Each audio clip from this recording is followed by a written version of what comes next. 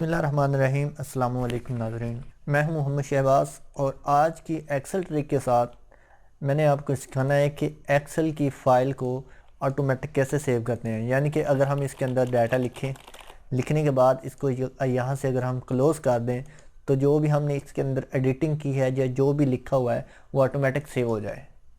देखें, ये देखें, मैंने कोई कंट्रोल एस का बटन नहीं प्रेस किया, कोई यहाँ से सेव का बटन नहीं प्रेस किया, सिंपल यहाँ से क्लोज के ऊपर क्लिक किया और मेरा डाटा सेव हो चुका। तो ये कैसे करेंगे?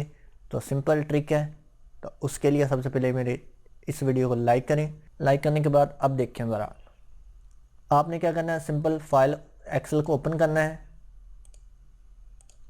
ओपन करने के बाद आपके पास जो भी फाइल होगी, जो भी वर्क बुक है, उसको आपने सेव करना है। पहले सेव करते वक्त एक चीज़ का आपने ख्याल रखना है, वो ये कि आपकी यहाँ पे इसकी टाइप जो है वो एक्सेल वर्कबुक यहाँ पे लिखा हुआ है, तो आपने इसको चेंज करना है। यहाँ पे क्लिक करेंगे, क्लिक करने के बाद यहाँ पे देखिए एक्सेल माइक्रो इनेबल वर्कबुक, ये आपने रखनी है, इसके ऊपर क्लिक कर देना है। क्लिक करने के बाद अब आप इसे जहाँ भी सेव करना चाहते हैं वो फ़ोल्डर सेलेक्ट कर लें। तो मैं इसे डेस्कटॉप के ऊपर अपने सेव करूँगा, ठीक है। ऑटो सेव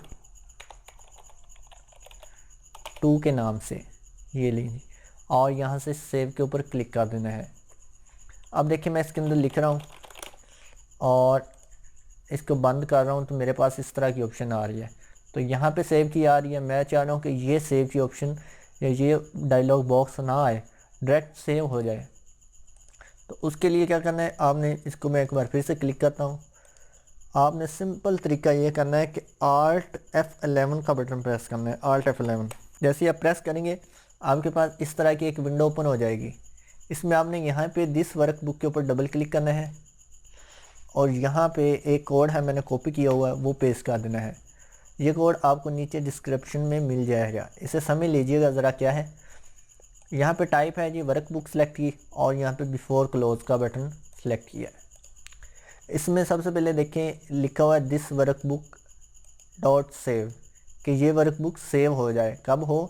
जब ये क्लोज़ करने से पहले, ठीक है, ये वाली चीज़ है। आगे अगर वो जो मैसेज बॉक्स आता था या वो जो अलर्ट आता है उसको ख़त्म करने के लिए ये हमने कोड दिया है।